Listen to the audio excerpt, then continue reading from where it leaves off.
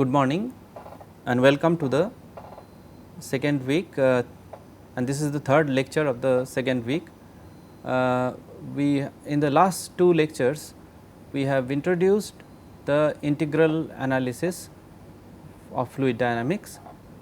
In the first lecture we derived the Reynolds transport theorem, and then in the second lecture we applied the Reynolds transport theorem for some specific applications, and also we found how does the Reynolds transport theorem looks like in case of mass and momentum conservation. Today we will see how what form the Reynolds transport theorem takes for angular momentum conservation. So, because this has very much an application in the case of turbo machines. So, the third part of this week's lecture deals with the angular momentum conservation. So, let us go to the slide. In the case of angular momentum conservation, so we are applying this conservation equations to a control volume, just to remind ourselves that we are dealing with control volumes as opposed to systems in the case of fluids. Now, let us relook at what form the linear momentum conservation for a system looks like, not for a control volume, for a system how it looks like. So, this is basically Newton's second law of motion, that rate of change of momentum is sum of all the forces. Again this is a vector equation which is indicated by the F bar and V bar here, which are the vector quantities. Now, this linear momentum conservation we have derived for the control volume also. Let us see what is angular momentum before going into the angular momentum conservation equation. So, angular momentum is defined as moment of linear momentum. Let us see what do we mean by moment of linear momentum. So, this is linear momentum conservation equation which is shown here, and angular momentum by definition is moment of linear momentum, and we will see why is that the angular momentum is also conserved like the linear momentum. So, let us write an mathematical expression for the angular momentum. To write that expression, we take help of this figure. This figure actually shows a point moving along a trajectory, and then we want to find out what is the momentum of this particular point which represents a particle actually. So, let us see how to find the angular momentum of this particle about this point. So, when we are talking about a moment, it has to be about a particular point. So, let us see how what is the expression for angular momentum of this particle about this center point. So, the particle is located at a distance r bar, the position vector of the particle is r bar. So, that is given here, and the momentum, the linear momentum of the particle is shown by this arrow m b bar. Now, we have to find the moment of momentum, linear momentum. So, we extend this position vector of the particle with respect to this particular center point about which the moment has to be taken. So, this is basically the same position vector, and the angle between the position vector and the momentum is alpha. Let us take that angle is alpha. This mb bar also lies in this plane which is shown here. So, it has an angle with r bar which is given by alpha. Now, mb bar has two components. One component is tangent to the trajectory of the particle at this point. So, one component is perpendicular to the position vector r bar. So, that is this one, this is the component which is perpendicular, and there is other component which is along r bar. Now, when we are finding a moment of the linear momentum, we have to understand that the moment only applies to the component which is perpendicular to this vector. So, if we want to write now the expression for angular momentum which is indicated as L bar in this expression, it is given as modulus of r bar. So, we are talking about this is exactly not a I mean the expression is not exactly a vector quantity. So, this should be the modulus of L bar, that will be given as r bar multiplied by mv bar sin alpha. So, the component of mv bar along this direction. Now, for the cos alpha component does not give any moment. So, this is the expression. Now, we can write this as r bar cross m v bar. Okay. So, basically this in vector notation, again L bar is a vector. So, this is given as r bar cross m v bar. So, basically it is a cross product of the position vector and the momentum, linear momentum. Why have we taken it as r bar cross m v bar instead of m v bar cross r bar? That is because of the convention. The convention is, according to the right hand rule, if we write it like this, that means r bar cross m v bar, that means if we place our hand somewhere here and then we point the direction of rotation with 4 fingers other than the thumb, then the direction of the thumb will indicate the direction of L bar or the angular momentum. So, the direction of L bar is this. So, L bar has a direction of this and a magnitude of this. Now, we have to see whether this quantity is also conserved. So, this is basically the definition of angular momentum. It is the moment of linear momentum. We can find out whether this quantity is conserved, or we can get a similar equation like we have got here for angular momentum.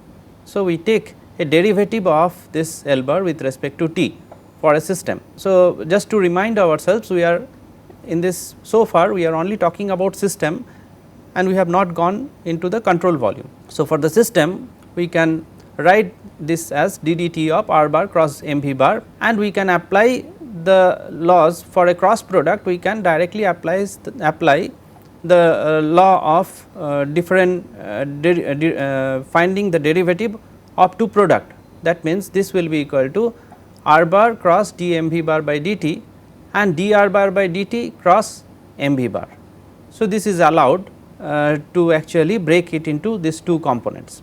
Now, if we write it like this, now what is the first component? The first component, we can see d m v bar by dt appearing here, which is there in the linear momentum conservation equation also. So, this can be replaced with the force or the force vector. So, we can write this as r bar cross the force vector. So, we can write it as r bar cross the force vector, and this as v bar cross m v bar. This part d r bar by dt is actually the velocity. So, this is v bar cross m v bar. Now, this part is equal to, the first part is actually the torque. This is the moment of force, like the moment of momentum is angular momentum, the moment of force is torque, and so this can be replaced with torque, and v bar cross v bar is actually 0. So, the cross product of a vector with itself is 0, because the angle between them is 0 and sin 0 is 0. So, this is 0. So, what we are left out with is the conservation equation for angular momentum for a system. So, this is angular momentum conservation for a system is basically dl bar by dt of a system is sum of torque. Of course, this is well known to us that like the rate of change of, for causing a rate of change of momentum we need a linear momentum, we need a force, and for producing a rate of change of angular momentum we need a torque. Now, this torque is also given as sum of all the torques. So, this is also a vector quantity. It can be, you can have torque about all the 3 axes. We have, like we wrote in the case of force, as the sum of forces as the sum of surface forces, sum of body force, and the sum of surface and the body forces. Here also we can write it as sum of the torque produced by the surface forces like the friction force, the pressure force, etc., and the torque produced by the body forces like the torque produced by the gravity. Apart from this two part, we also have the torque produced by the shaft. So, this is basically the new component which is important for a angular momentum conservation of a system. We will see more about this shaft torque when we write the angular momentum conservation for a control volume. So, let us move on to, this is the angular momentum conservation for a system. Let us move on to angular momentum conservation for a control volume now. So, if we remember, the Reynolds transport theorem is given like this. So, rate of change of, so basically it relates the time derivative of any quantity for a system with the quantities for a control volume. this is the control surface. Now, what was beta defined as? Beta was basically the property B per unit mass. B is any quantity. So, we have seen that this as in the form of mass, we have seen it in the form of momentum. Now, we are seeing this quantity B in the form of angular momentum. So, B is r bar cross mv bar. So, beta will be, if we divide this quantity with mass, beta is basically r bar cross v bar. So, we can plug in this r bar cross v bar into this equation. What we get is basically the angular momentum conservation for a control volume. So, dl by dt for a system is this derivative of this, beta is replaced with r bar cross v bar in both the places. So, this is basically equal to sum of all the torque. This is the angular momentum conservation in the case of a control volume.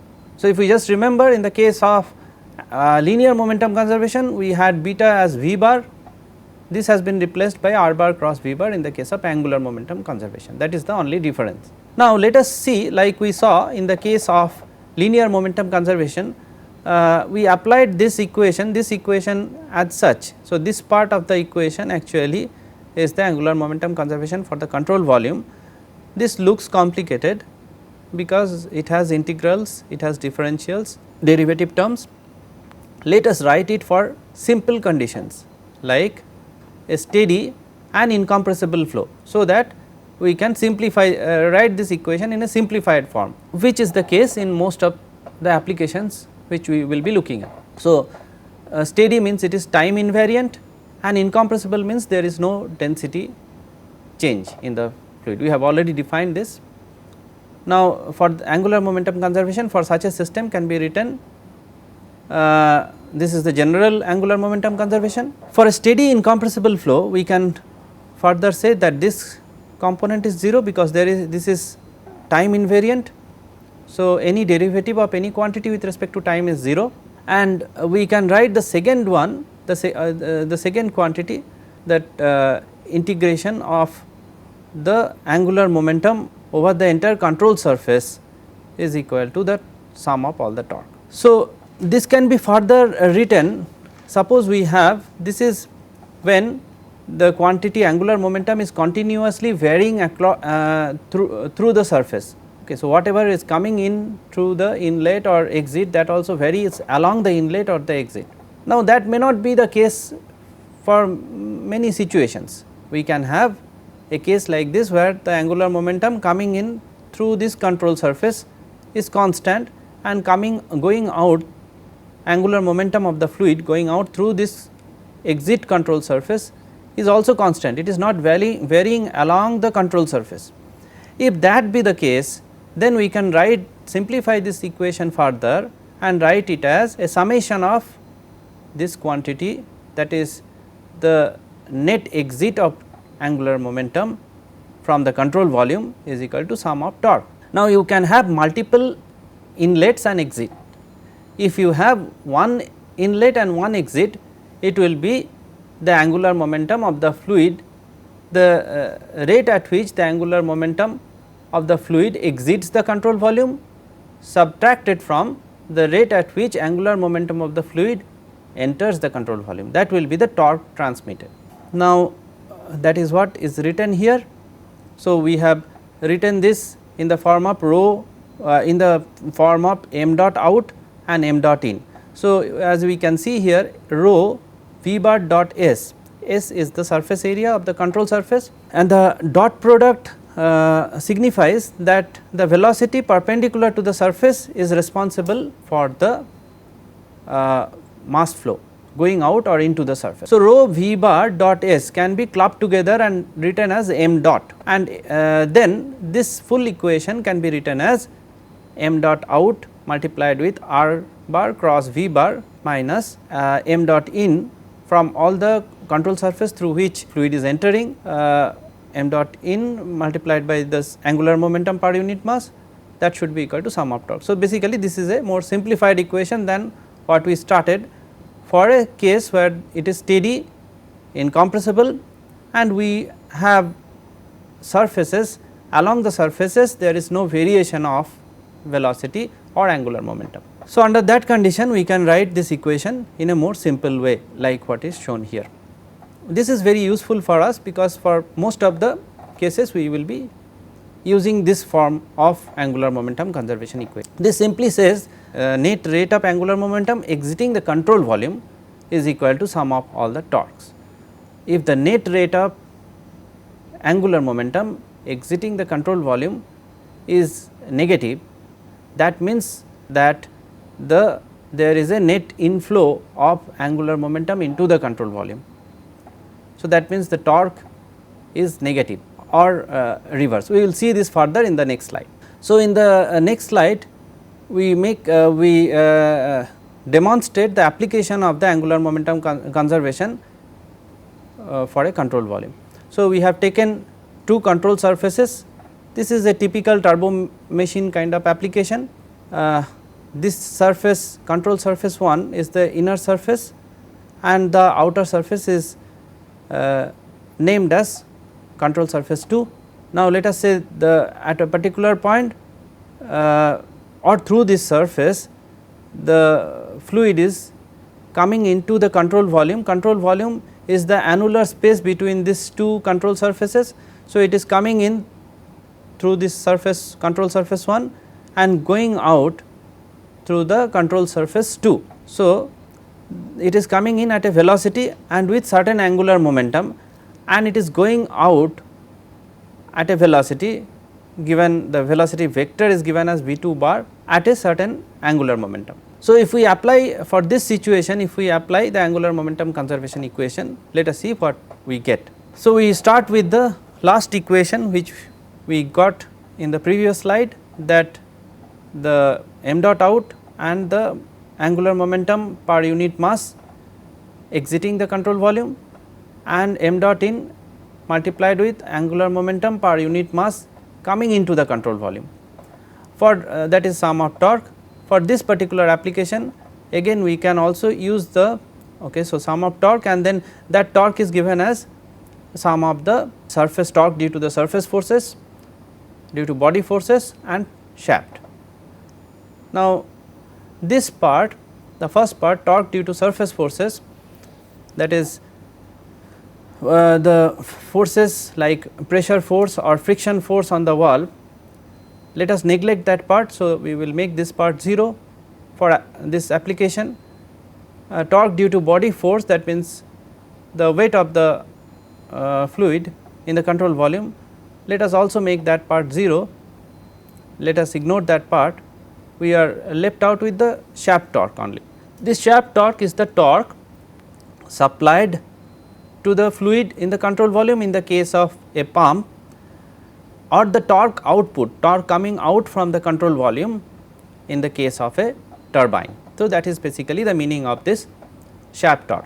If it is a pump, we can imagine, before going into simplifying this equation further, we can easily understand that if this shaft torque is positive, that means this difference will also be positive. That means the angular momentum of the fluid which is coming out of the control volume is more than the angular momentum of the fluid which is coming into the control volume. So, this is a situation in the case of pump. The pump actually introduces or transmit angular momentum to the fluid in the control volume, so that the angular momentum of the exiting fluid is more than that of the fluid coming into the control volume. It is reverse in the case of a turbine. So, what does the turbine do? So, in the let us say in this expression, if the sum of the shaft torque is negative, so that means the angular momentum of the fluid going out of the control volume is less than the angular momentum of the fluid coming into the control volume,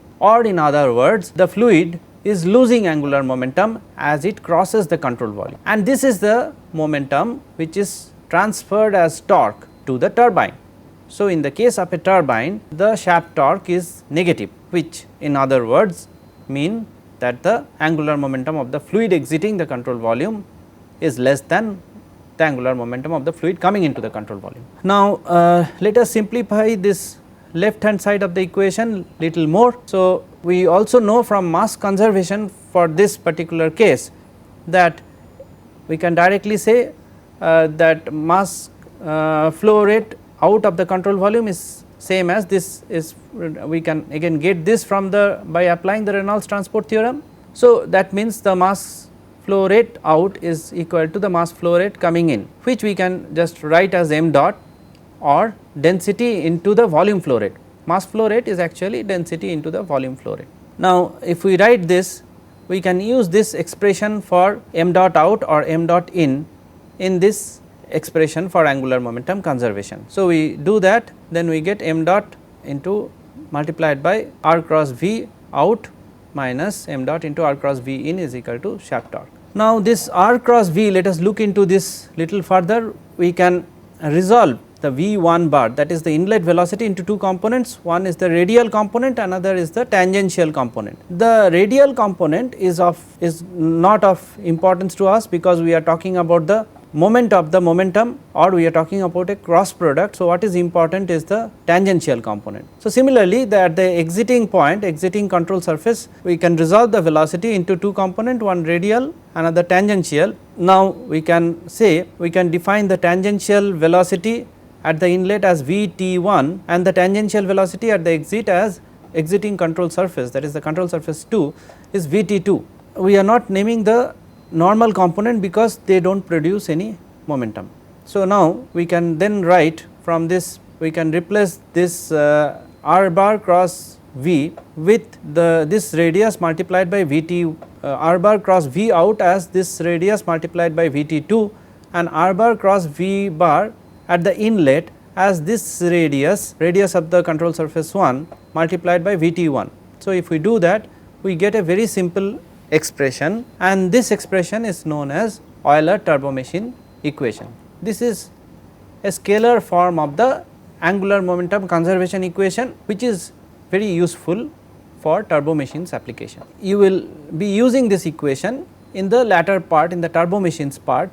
So, we come to now, as we discussed earlier, this shaft torque for a case of a pump or a compressor is positive, because in that particular case, in the case of a pump and compressor, the shaft actually transmit angular momentum to the fluid. So, the exiting fluid has higher angular momentum than the incoming fluid, whereas in the case of a turbine, the fluid loses its angular momentum to the turbine. It loses as it crosses the control volume, and the same is transmitted as torque to the turbine, and the T shaft or the torque in the shaft is negative. So, this is a kind of convention, and which is also consistent with this equation which we have derived here. Now, the next part, this actually brings us to the end of the three applications or the three applications of the Reynolds transport theorem. The first one was mass, the second was momentum, and the third was angular momentum. Now, we will before coming to the end of this particular chapter on integral analysis, what we want to do is also look at the momentum conservation equation for a control volume with linear acceleration. So, when we derived the momentum conservation, it was actually either for a fixed control volume or a control volume moving at constant velocity. So, that form of the momentum conservation equation is not applicable for an accelerating control volume, but in practical applications we often encounter situations where we have to use a accelerating control volume. In the derivation of Reynolds transport theorem, we have assumed that our coordinate system for defining the fluid velocity is fixed to the control volume. If the control volume is accelerating, it means that the reference frame is also accelerating, and such a reference frame is known as a non-inertial frame of reference. We will look at a situation where we have a linear acceleration, not a general acceleration, but a linear acceleration of the control volume. We will see how the equation changes for that. So, one such application is when we try to find using integral analysis the thrust acting on the rocket. When we try to do that, we actually put a control volume around the rocket and try to find the force, but as the rocket moves it accelerates and the control volume attached to the rocket also have to accelerate. So, now we will see how to change our equations to accommodate this acceleration of the reference frame which is attached to the control volume. So, this is the case of an accelerating control volume.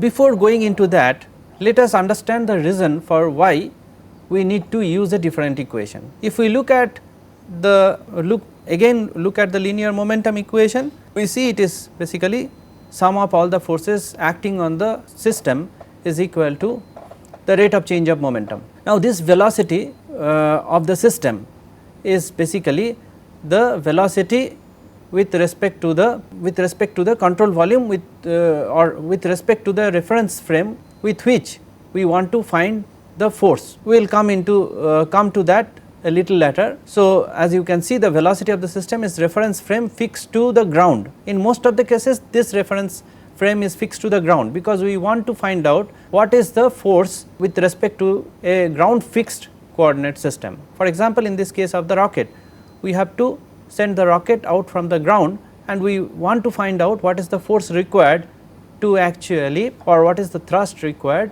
to actually accelerate the rocket away from the ground. Now, we can actually describe it in little more details, that as to why the force acting depends on the coordinate system, the choice of the coordinate system. For example, if you take this rocket, then suppose for an observer who is sitting inside the rocket, he throws a ball upwards. So, when he does that, a force is required to throw the ball upwards, and that force is different than if a observer who is sitting on the ground has to throw a ball at the same speed, but considering the acceleration of the rocket. So, if you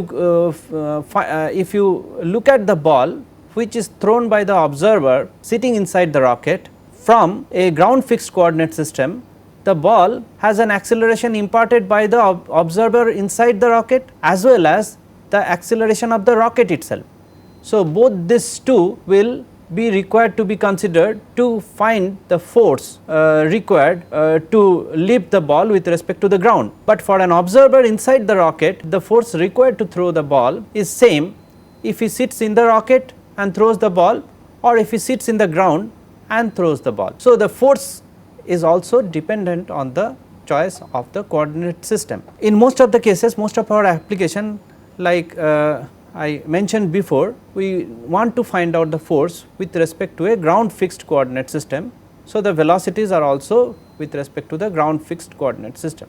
On the other hand, if we look at the expressions in the Reynolds transport theorem, we see that the velocity which appears in the Reynolds transport theorem, or in the expression for the Reynolds transport theorem, the velocity is actually not with respect to the ground fixed coordinate system, it is a reference frame fixed to the control volume. So, for example, in this rocket the CV is actually moving and the reference frame for defining this velocity, the fluid velocity, is fixed to this control volume. If such is the case, then these two terms now cannot be equated, because they have velocities defined on the left hand side as the velocity with a ground fixed coordinate system, or on the right hand side we have velocities defined with respect to a accelerating reference frame which is fixed to the control volume, or we can say it is a non-inertial frame of reference. The reference frame is accelerating with respect to the ground.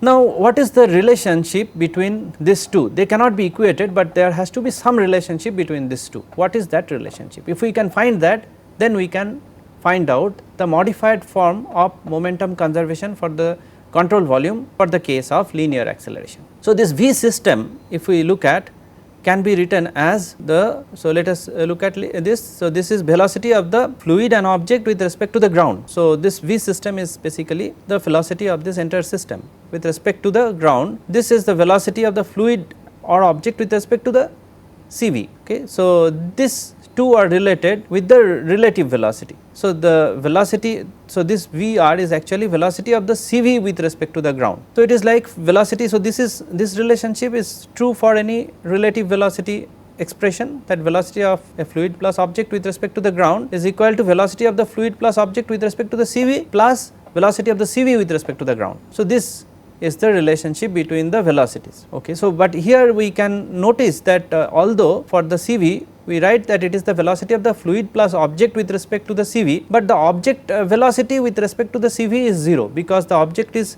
moving along with the CV with the same velocity as the control volume. Only the fluid is moving at a different velocity than the control volume. How can you see that? Because if you sit on that control volume, then you can observe the fluid moving.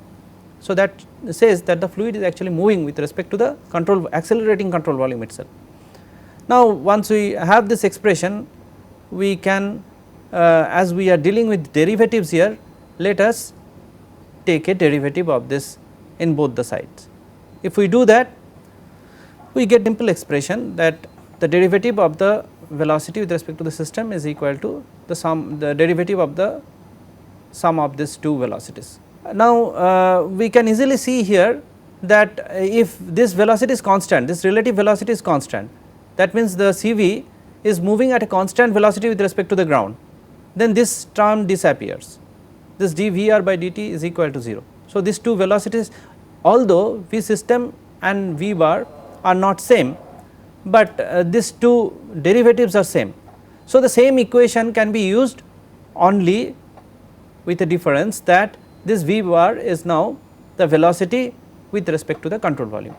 We have demonstrated this before when we saw the example where the a plate was stationary and the plate was moving with a constant velocity. The value of the force changes. Now, this situation is not like that. This situation is like that the Vr is changing with time, it is not constant, that is the control volume is accelerating or decelerating, it applies to both. So, we write this further as the acceleration, this AR bar is basically the acceleration of the control volume with respect to the ground. So, we write it in this form. Now, let us look at this expression in little more details, that the force can be written as dmv by rate of change of momentum for the system, or we can write this mv bar as integral of this v bar dm. So, what it means is dm is a elemental mass within the system and v system, v bar system is the velocity of that mass. So, the product of that if we take and integrate it over the system, it will give me the momentum of the entire system. So, it is written in that form. Then we can actually take this derivative inside as the system is not changing with time.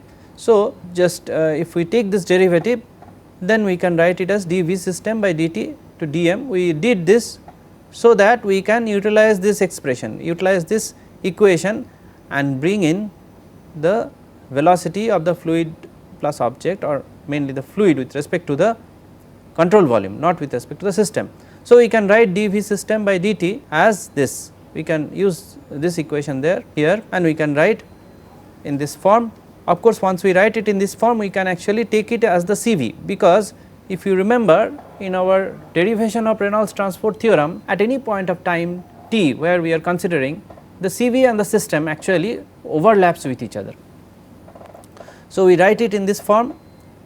We can further write it as dv bar by dt to dm. This is basically rate of change of momentum of the fluid plus object within the control volume with respect to the written in terms of the control volume, and this is basically the acceleration of the control volume. So, and multiplied with the mass of the control volume, integral of the momentum of the entire momentum of the control volume. So, finally, we can now write this f bar minus this acceleration of the mass of the control volume as this expression.